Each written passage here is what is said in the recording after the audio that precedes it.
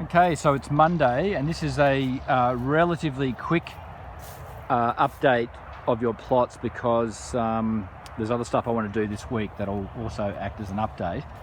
But just wanted to show you that the broccoli that I unnetted last week has survived the weekend, or last week, hasn't been attacked by the wood duck, so they've moved on. And I'll just give you a big view looking north. So what's always exciting, and touch wood, fingers crossed, it never seems to fail, is that the broccoli heads are emerging.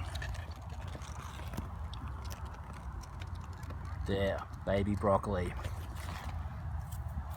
So they'll start really expanding in the next few weeks. Now the other thing is that some of the zucchinis, like this is one of the worst ones in the whole plot. It's got really smashed by the aphids, so that's kind of pretty much beyond recovery. However, parasitic wasps have moved in, but also just the cold in the last week has really set them back. So while it's really mild and warm and sunny, that's just perfect weather for aphids, and it's been cold enough to actually sort of stop them in their tracks. Like, you'd almost call this plant recovering. If it gets too cold, below 5 degrees, then of course your zucchini plants start to not just stop growing but even die. Like if you get a frost, they'll get cooked. So at the moment, who knows, this cold wet weather we had last week, so humid weather that is not getting below 5 degrees, maybe at 5 degrees down here where we're really low and actually at the same level as the river, but certainly not enough to stop plants growing. So we'll probably eke out a few more zucchinis over the next few weeks until, really by the end of the month, first week of June, that's it. They just stop growing. They're done. But the broccoli, very frost tolerant. They're fine, looking good. Silver beet and chard a bit slow this year. I'll talk to you about carrot thinning soon. They're looking really good, a lot of the carrots.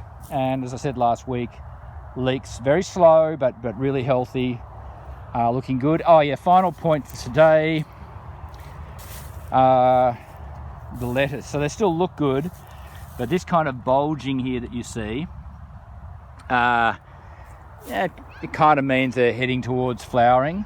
So maybe there's a chance to get a few of you to have some. Look, there's still some hope there, but in a couple of weeks' time they'll be pretty far gone.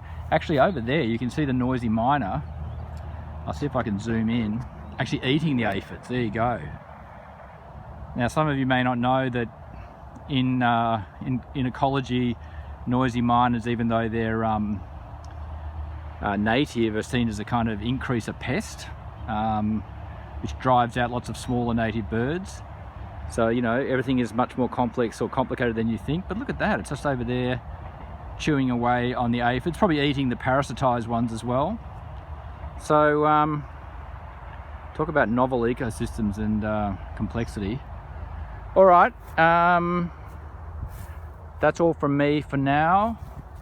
And I'll be sending an announcement out soon about having a Zoom catch up, particularly about your next assignments.